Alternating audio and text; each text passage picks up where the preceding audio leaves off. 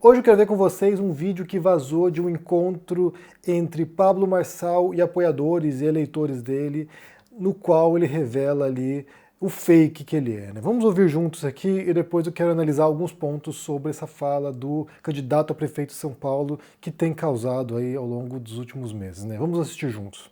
Correu assim na maratona do Flamengo? Eu precisava daquela ambulância lá. Eles queriam fazer uma cena, esse povo aí. Dava pra ir correndo pro hospital.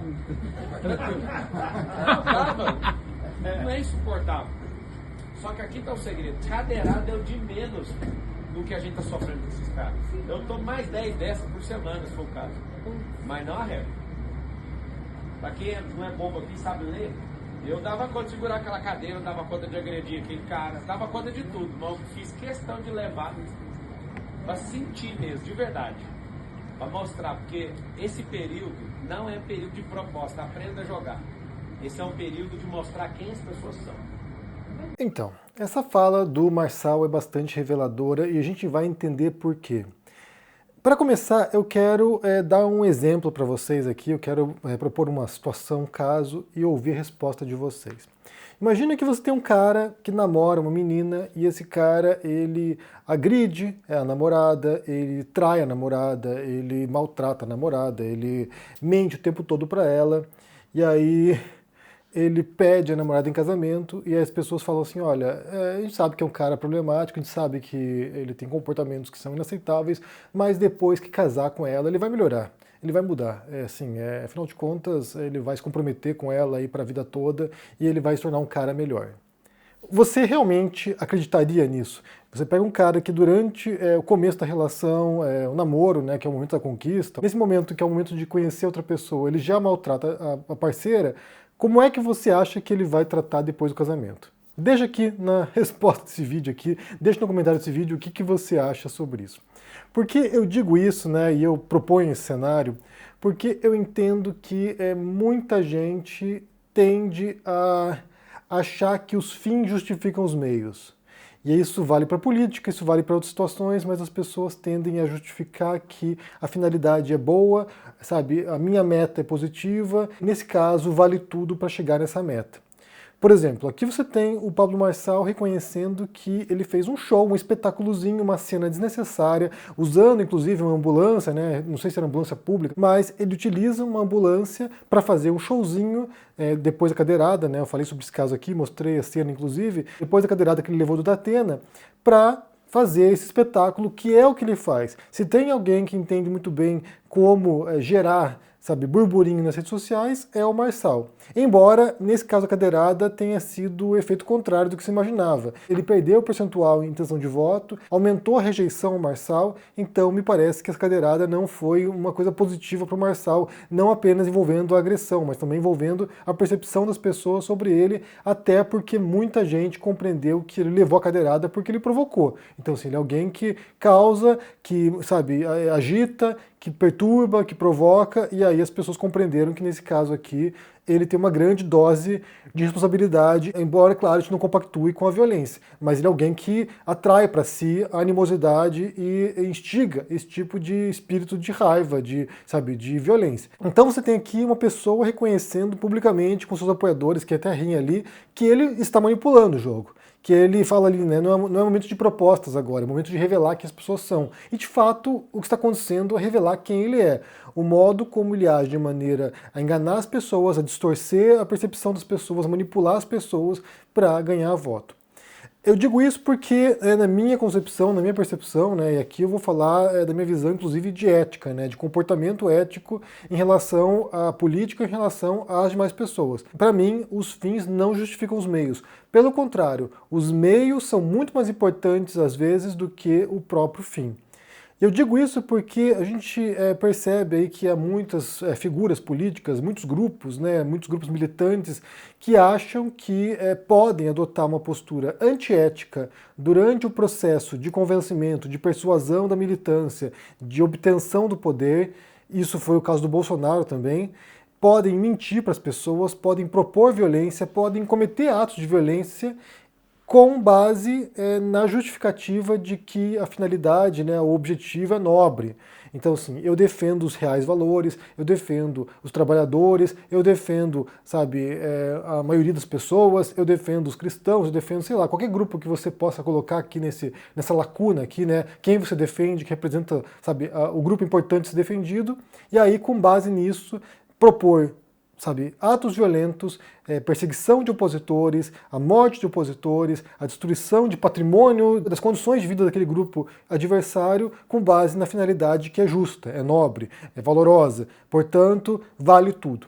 E como eu falei, para mim isso não funciona, essa lógica não funciona, porque voltando ao exemplo do namorado que bate na namorada, eu entendo que quem pratica atos antiéticos, ou desonestos, ou desleais, ou violentos, durante o processo de obtenção do poder, não há nada que nos assegure que depois que chega ao poder, ele não vai continuar usando os mesmos métodos, as mesmas práticas, a mesma violência para poder, sabe, perseguir seus opositores, para poder silenciar as vozes dissidentes. Não há nada que nos garanta isso. Pelo contrário, a tendência é demonstrar como não vai fazer isso, né? Se a pessoa não tem escrúpulos, não tem, sabe, valores éticos durante o processo de obtenção do poder, a gente não pode imaginar que vá adquirir depois. Então é isso que, quando eu rejeito a violência, como no caso ali da Atena, por exemplo, dando a cadeirada no Marçal, quando eu rejeito a violência psicológica ou moral que o Marçal faz, quando a gente rejeita esse tipo de práticas que são práticas antiéticas num debate, ou, sabe, numa campanha política, ou numa militância que propõe um modelo de sociedade que no futuro vai ser muito bom, né, vai ajudar os pobres, os fragilizados, os marginalizados, os trabalhadores, quando alguém propõe isso, e para chegar nesse objetivo é preciso perseguir e matar, às vezes, opositores, aí eu acho que a gente tem muitas razões para se preocupar, não apenas com o durante, mas com o depois também. Então, para mim, não vale tudo, não vale tudo. E aí, ao observar esse comportamento dessas figuras, né, várias figuras, inclusive à esquerda ou à direita, mas principalmente na extrema-direita brasileira, a gente percebe os riscos que isso representa. Quando o Bolsonaro, em 2017, estava em campanha, 2017 2018, estava em campanha, sabe, falando as coisas dele, os absurdos dele, né, que as minorias se curvam ou desaparecem, sabe, contra gays, contra, sabe, jornalistas, e ele falava um monte de, sabe, bobagens, contra a esquerda, falava um monte de absurdos. Eu advertia aqui, né, eu falava aqui frequentemente, fiz vários vídeos sobre isso, dizendo, olha só, se esse cara não tem escrúpulos, não tem vergonha de falar o que ele pensa e o que ele pretende fazer com esses grupos enquanto está em campanha, a gente tem que ter medo quando ele estiver no poder. E aí o que a gente viu foi justamente isso, né? Foi um cara que entrou no poder e que atuou de modo a fragilizar uma série de conquistas e, quando ocorre a pandemia, simplesmente abandona as pessoas à morte. Ele simplesmente falou, olha, voltem a trabalhar, vão pra rua, vão pegar o ônibus lotado, e aí quem pegar a doença pegou, vai morrer um monte de gente, vai, mas não pode parar o país, não pode parar a economia. E isso levou o Brasil a ter um dos maiores números, se não o maior número absoluto de mortes do planeta na pandemia de coronavírus. E aí também, é claro, números relativos também, né? É um país que a gente viu uma calamidade. E só não foi pior porque você viu esforços de estados e municípios para conter a tragédia, porque o governo federal lavou as mãos e foi um bundalelê sem tamanho. Então é claro que esse discurso de campanha, ele é muito revelador sobre como essa pessoa vai atuar quando chega no poder. Então, assim, observando o Marçal, o modo como ele procede, o modo como, sabe, ele tensiona as relações, o modo como ele provoca o tempo todo, isso é um indicativo de como ele atuaria se porventura chegasse à prefeitura de São Paulo, e como ele usaria essa plataforma política depois para se projetar em nível estadual ou federal. Então, assim, é um cara muito perigoso, porque o discurso dele, o modo como ele procede, o modo como ele utiliza, né, esse espetáculo midiático para chamar atenção, isso é um indicativo de como ele vai proceder, ou como ele possivelmente procederá quando estiver no poder, se chegar ao poder, né? Então, assim, já tem visto uma reação da população, como eu falei, no caso da cadeirada, isso levou a uma reação negativa em relação ao Pablo Marçal, principalmente, e aumento. Isso que é interessante, aumento de adesão ao Datena. Então, assim, as pessoas estão dispostas a compactuar com a violência política para combater uma pessoa que eles consideram asqueroso, repugnante, né, sabe, com práticas condenáveis. Então, eu quero entender com vocês aqui, eu quero ouvir vocês aqui sobre esse tópico, né? Porque para mim isso aqui é uma coisa central sobre tudo que a gente faz aqui no canal há muito tempo, né? A minha proposta, inclusive ética, tem a ver com isso. O modo como a gente se comporta, o modo como a gente interage com as pessoas, o modo como a gente propõe as coisas, o que a gente propõe e como a gente se comporta nesse debate público, no debate político, na militância política, é muito revelador sobre o depois. Quando a pessoa chegar no poder, como ela vai proceder. E eu não acho, que eu repito, eu não encontro motivos para acreditar que alguém que propõe violência no processo de chegar ao poder vá mudar a postura depois. Pelo contrário, uma vez que a pessoa tem poder e ela, sabe, vai simplesmente ter acesso a outros recursos para poder exercer a autoridade, para poder reprimir vozes dissidentes, não vejo razão para que ele não faça isso.